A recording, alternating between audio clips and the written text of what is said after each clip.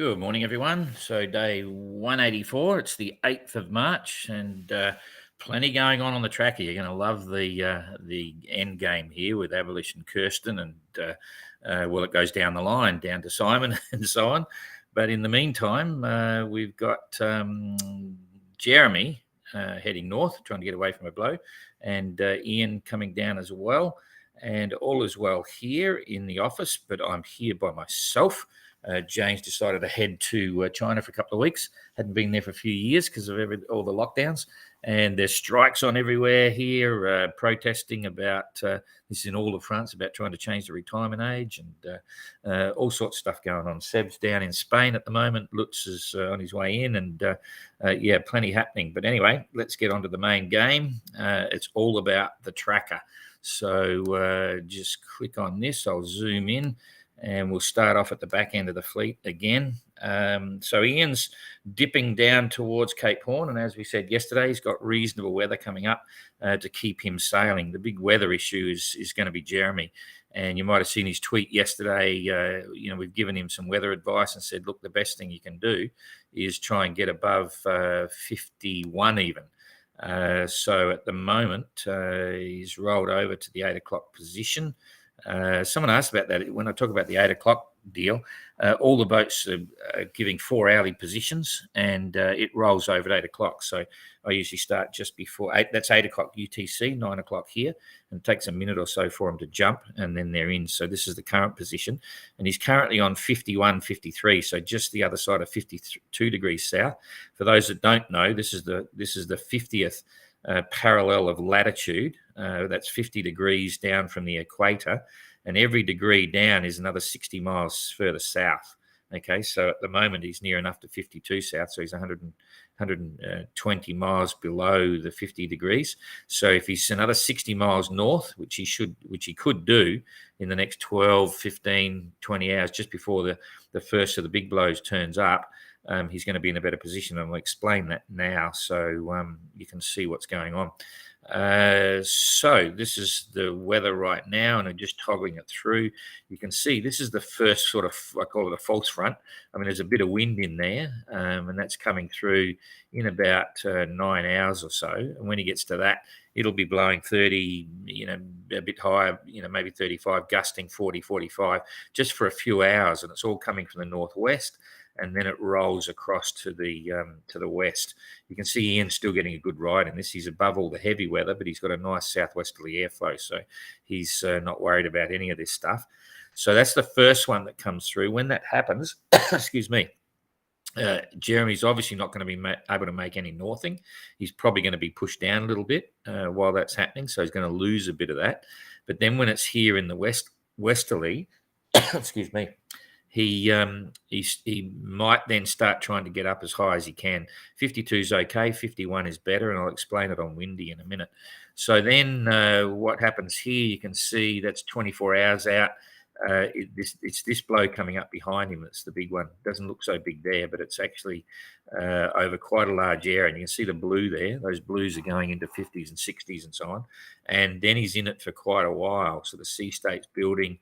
And you can see if he's actually up higher here, he would have less of an impact. Excuse me. So that's the objective. Excuse me. Just try to clear my throat. Had a drink. To get him up a little bit higher. If he's up here, if he's up around 51, you can see he's out of the blues and running across the top. Now, I'll just put windy on here just to show you what's going on. Okay, so now I come across here. This current position there, this is the current weather. This is on Gus. Okay, and this is about where Jeremy might be in about 12 hours, about 51 degrees south, 12, 18 hours. If he can get to 51, it's actually a good thing. The wind strength is not high. It's only 22 knots. But when you come into the wind gust, this is where it gets interesting. There's a lot going on. That's today, right now. If I toggle that through, this is the first one coming across. Okay, with that little false front. It's not really. It's a pretty good one. Wind gusts are going to be 40, 45. Up around there. But you can see he's just above the blue. This is I don't know whether you can detect that color there. That's the real. That's blowing 50 again, 55s, quite strong. But he'd just be above that one. Okay, and that rolls over, and then it backs off a bit. Okay, so the gusts drop down, wind strength drops down as well, back to 26 knots, and this is where he'd hopefully be heading up towards this 51-degree position, because he wants to set up for this one behind. Okay, and again, I'll come back to gusts. So just toggling it through, and remembering this is on 51. Now you can see all of this stuff here. This is all the big stuff, and so by being above it a bit, he's going to get less impact, but it's going to be in it for quite a while, because what he's got is this whole direction across here, and C state is already building up from the previous one that went through, and this is around 7-8 meters here, and he's going to just run across the top of it. So it's quite a reasonable blow, and it's going to be there for a reasonable amount of time. So we didn't want to send him north too quickly, because you don't want to come right up here and get trapped and get on a lee shore coming down. But this last couple of days will be worth the effort. So coming across, you can see at 51, he just clips the edge. You're still going to get plenty of breeze. And because this is the big stuff. If he's down here, if I pull this down to 53, okay, so just to show you the difference, there's 53, which is where he would have normally been if he hadn't have gone up a bit. And he's into 60 knots, and pretty big seas. He's in 7.2. So that little bit of northing, 120 miles further north, can make a huge difference. So so that's the reason that we're trying to get him up there, and we'll keep updating him on that as time goes by. He can cope with all that. It's all about trying to create the least impact and strain on the boat, because he's still got a long way to go to the finish and all that sort of stuff. So anyway, that's the game plan for Jeremy. And Ian's just riding a beautiful bit of southwesterly up there, riding along, and he's not going to be too stressed about that. So the next 48 hours is all about Jeremy there. Anyway, we'll leave him to it and check in. We'll give him another weather update late this afternoon, but I think most of you saw what was going on. So, okay, coming on to Captain Goog right now, doing 3.9 knots and 103 nautical miles in the last 24 hours. Not too bad, because there's not a lot of wind there, but I think he'll be enjoying the break, because he's been working pretty hard. Simon and Goog have been going flat out. Now, Simon's doing 5.3, going to windward in this northerly wind, and he's done 99 nautical miles in the last 24 hours. So that's not too exciting. What I'm going to do is I'm going to now start to talk, because you can see them all in the same, impact by the same weather. Goog's a little bit behind, but he's got no wind, but he's going to be getting this northerly as well coming up. So I think it's fair to say that we can talk about the weather for all four boats here. First of all, I didn't do any distances. I'll just give you some relative distances, for instance. First one's interesting is how far east is Kirsten from Brazil. She's about 1,300 miles off the coast there, or if we come up a bit more, you could say about 1,000 miles off the coast, which is quite significant. Okay, that's the first thing. If we look at the distance of Abelish off the coast to the east, he's about 450 miles. So that's significant as well. Now, I'll come down. I don't know who to start talking about first. First thing is that Simon's now locked into this northerly, and that's what you get. We discussed this yesterday with the weather, the way it's shaping up. It's being the local weather is being directed by this high pressure system here. That's going to become the new South Atlantic high by the look of it as it comes across. And you can see it's rolling over. As it gets to the coast, it turns around, comes down, and creates this northerly. And that's the same, even these southeast trades over here, when they hit the coast, they angle down, squash up against the coast and create a northerly slant. That's going to influence everything that's happening now going forward. So you can be sure that generally speaking, Simon and Abelish have got this northerly component, and so they're going to be stuck on starboard tack heading in towards the coast, okay? And they're going to have to start tacking all the way up. Goog's going to sit there for a while until he catches it, but we'll progress it forward in a minute. This is the amazing part. Kirsten's pulled the story of looking into ocean passages of the world. What do you do with if you're a square rigger? Where do you go?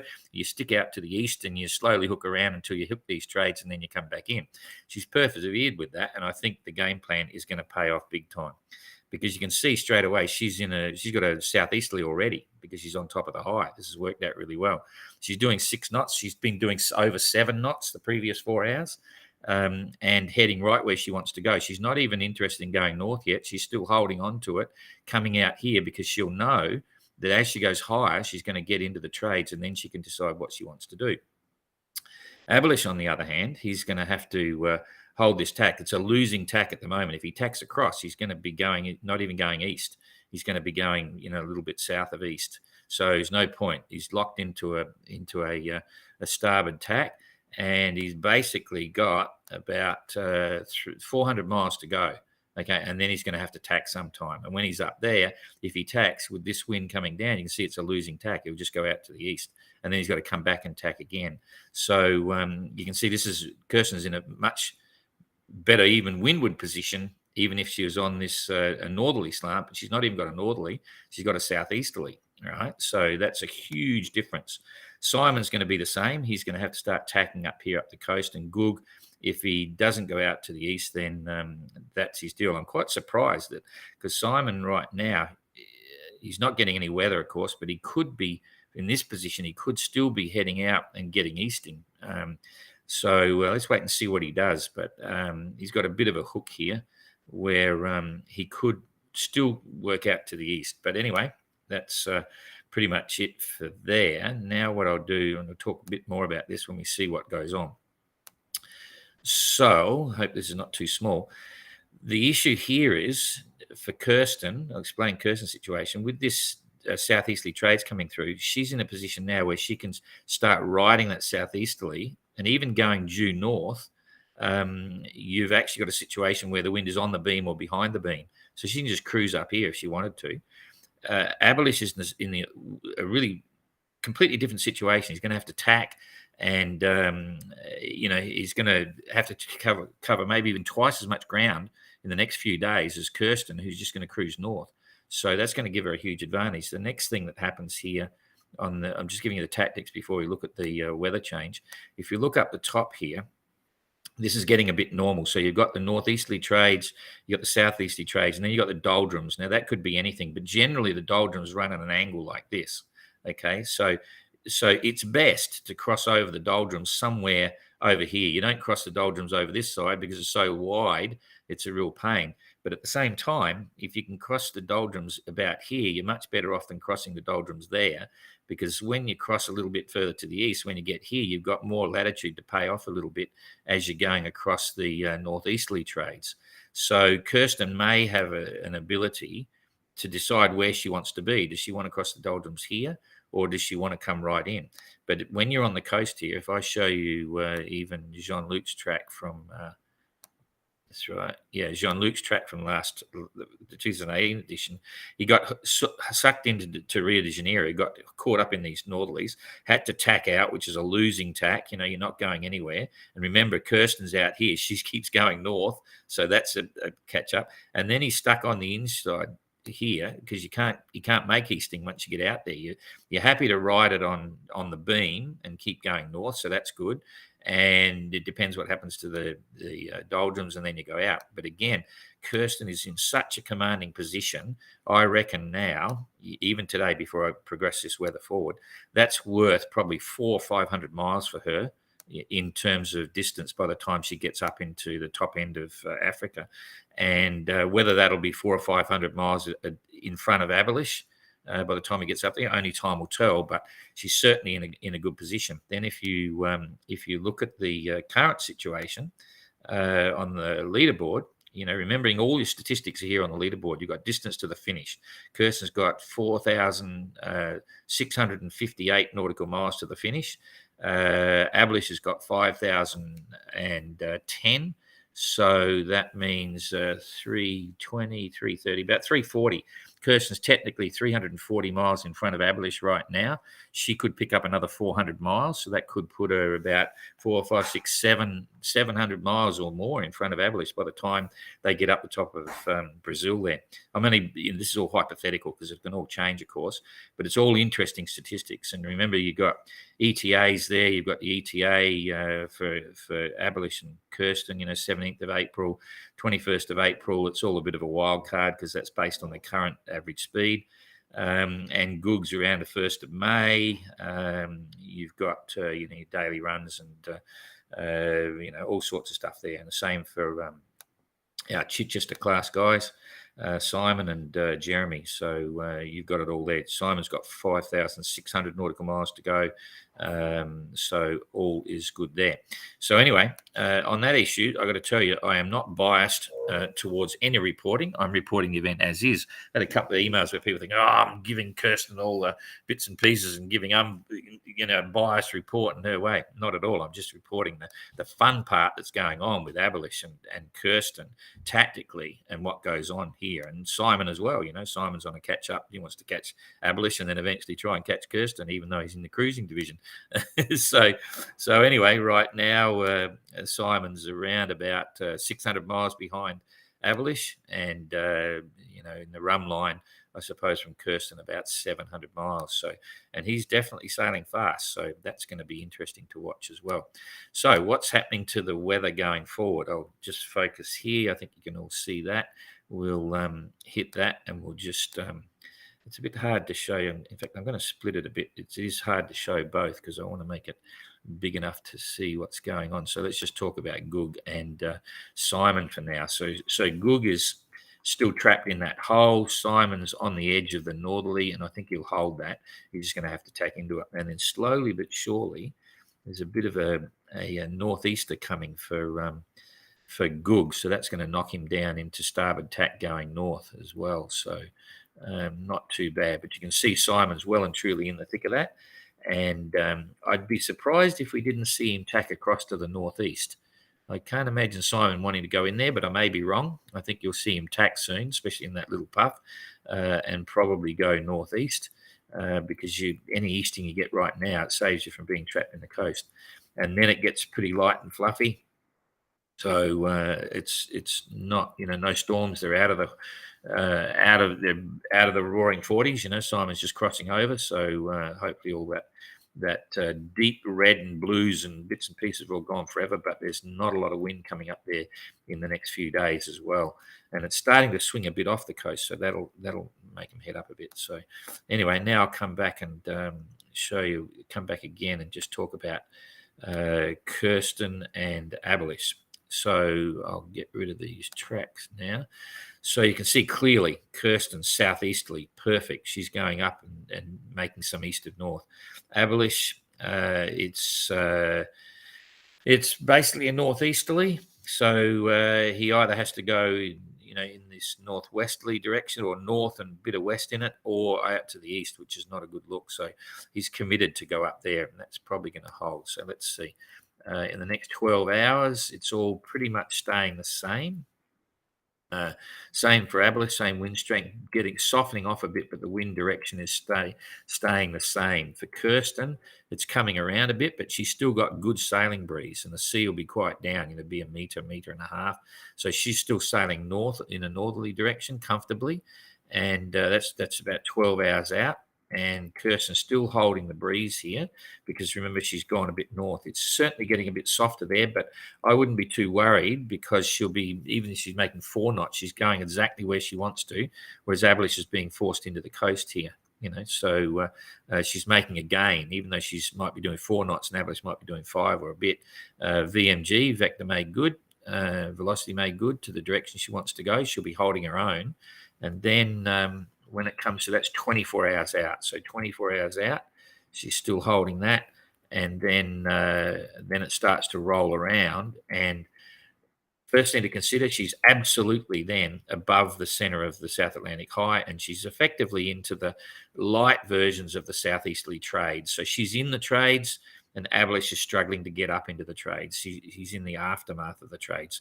So that's a good thing for Kirsten. And if she's puts the pressure on, gets the boat really cranked up, she might do okay. So even here, while it's soft, she's still got enough breeze to keep doing 4s and 5s in the right direction. And Abelish has got these headwinds. She'll be complaining about them. I would be. And saying, here we go, wet and miserable, but at least it's not cold. So that's kind of good. This is right out to the 10th now. So this is two days ahead. And by 2 days ahead, I'll give you a relative position here. Kirsten's going to be, probably a couple of 100 miles ahead. So she'll be down here. She's got this breeze. So if this forecasting is correct, she's still sailing in the breeze. It's still coming from the east. She's going north. Abelish is going to be a similar situation. He's up here, still got these northerlies. So he's got a choice, out this way or out that way. But Kirsten's just going straight up. So get rid of that, hit that, and we'll keep going out a few days. So it's light, but then she's over. She's be about here somewhere now, and it's very clear to me that in 2 days' time, Kirsten is then in the southeasterly trades for sure. She's on a roll, and Abelish is over here. He'll be over here somewhere, and it's still northerly, okay? And it's light northerly, but that's kind of good because if you're going to go to windward, you want to go light. Then it softens a bit all the way across, so Kirsten will slow down. Abelish will be still headwinds, so coming up here. So time will tell, but it's certainly she's strategically in a very good position. And this is interesting here because that's going to, okay, we missed this. So that might be good for Simon catching up. There's a bit of a catch up there coming in a few days for them. They'll get a breeze from behind, but very mishmash over here. So, going to be very interesting. This side of the world, strong winds, big seas, challenging conditions. The other side, tactically, a lot of fun and interesting for all of us to watch. So that's it for now. I'll press the right buttons, I hope, and then we'll see you tomorrow. Thanks a lot.